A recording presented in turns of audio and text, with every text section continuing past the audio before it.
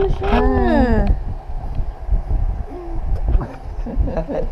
Magagabi na nung lumabas ako ng bahay. Sa bahay na ako nagantay ng booking. At nakakuha na rin naman ako papunta ng Makati. At dyan papunta na ako sa pick up location ng unang pasahero natin. As usual, nakatulog na naman ako ng hapon kaya ito ginabi na tayo.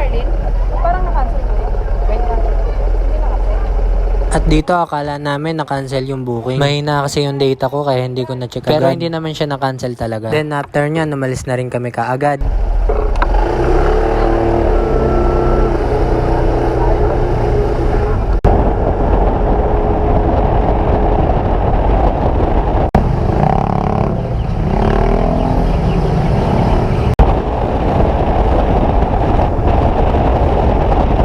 Ilang beses ko na nga pala si ma'am nasasakay. Doon kasi siya malapit sa may pinagtatambayan ko palagi tuwing ako nag-aantay ng booking. Wala pang ilang minuto nakarating na rin kami sa maparoroonan. After nun, nakakuha rin naman agad ako ng booking. At ayan si ma'am nasa likuran. Dito nagpahangin muna ako ng gulong. Lagi kasing nawawalan ng hangin yung gulong ko sa harapan. Hindi ko pa kasi nilalagyan ng tire sealant. Inaantay ko yung ibibigay na indi rubber na ipapalit na gulong dito sa may motor para hindi na doble gastos. At ayun, umalis na rin kami kaagad. Dito kami sa dadaan. Good thing nga hindi masyado traffic ngayong araw.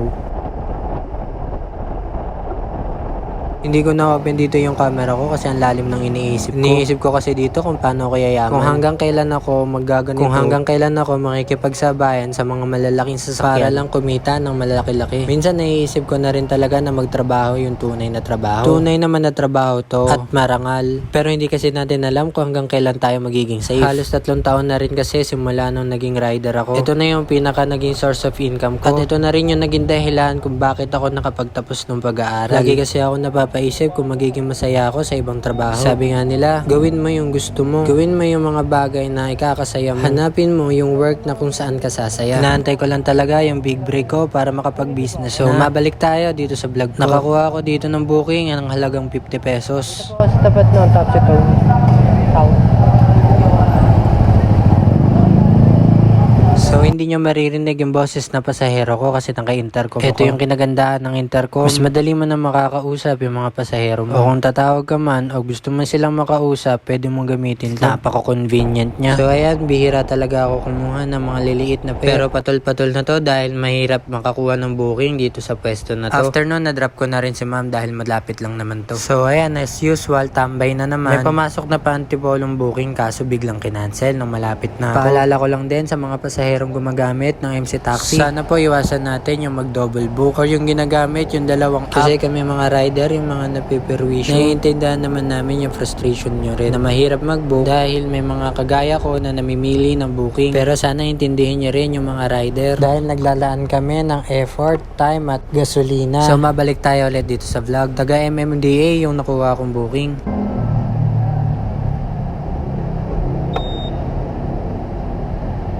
So dito nagdaan-daan ako kasi baka huliin ako ni madam, alam niyo naman.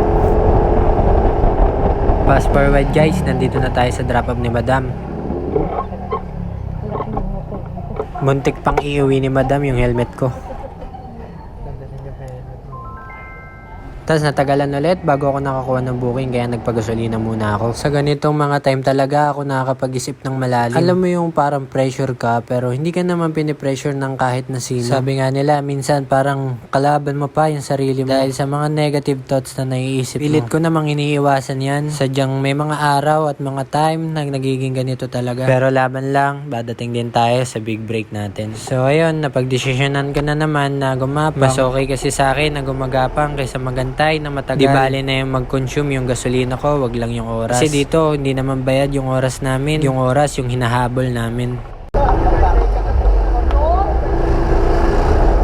Dito tayo ngayon sa may Makati app. Sasabi ko, isa sa pinakamaganda dito sa Makati. Dito nagkakatagpo ang mga iba't ibang lahi. Para na rin siyang ibang bansa. Halos 1 oras din bago ako pinasukan ng booking dito. Kaya kumain muna ako ng mani. Mahilig ako sa mani. Favorite ko yung mani. Iba kasi yung lasa ng mani. Solid yung mani. Mani is the best policy. Kidding aside again, nakarating na nga pala ako sa base 2 kung saan nandito yung mga kaibigan ko. Kaso himala ang ondi nila dito. As usual, tambay na naman. Mahigit 1 oras bago ako ulit pinasukan ng booking. Papunta lang to sa BGC, 70 pesos.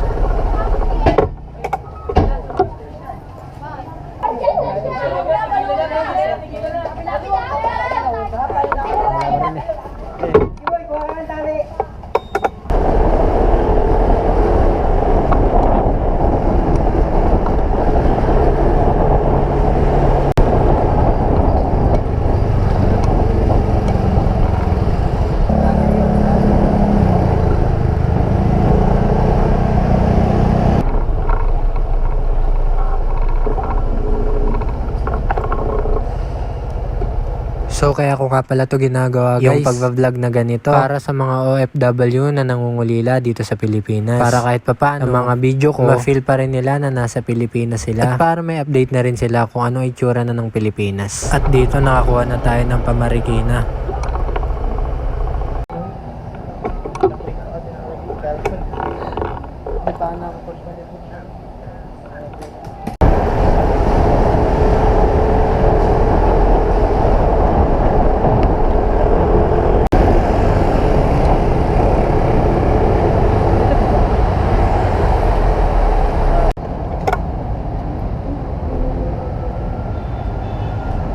At dyan, na-drop na natin si Sir. And after nyan, wala na naman tayong booking. So gumapang na naman ako nito papuntang Pasig.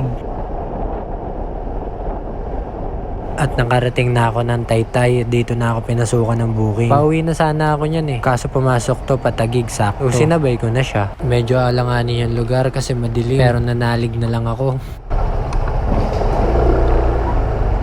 Nakita niyo na ako sa dyan.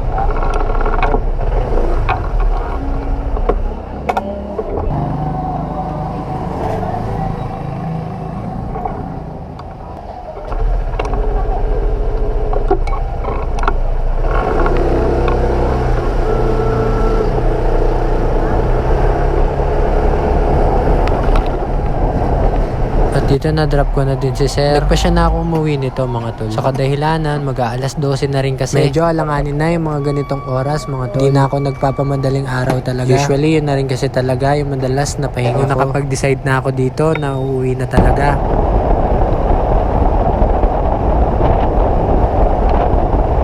Nang biglang may pumasok pa na booking na papuntang Telus. So malapit lang naman siya kaya kinuha ko na lang din.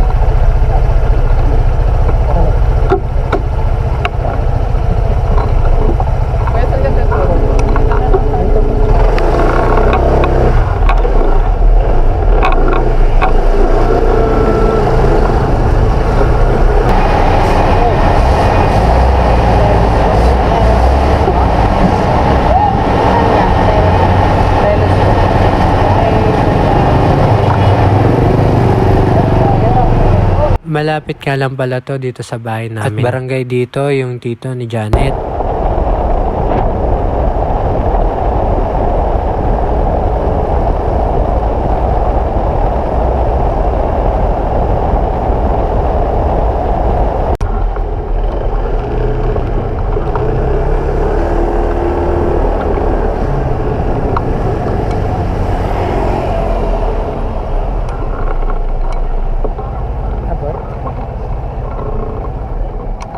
So hanggang dito na lang mga tol. Maraming salamat sa pagsama sa video na to. Kita-kits tayo ulit sa susunod na video. Alright. This video is brought to you by And the Rubber Philippines and Freecon Intercom.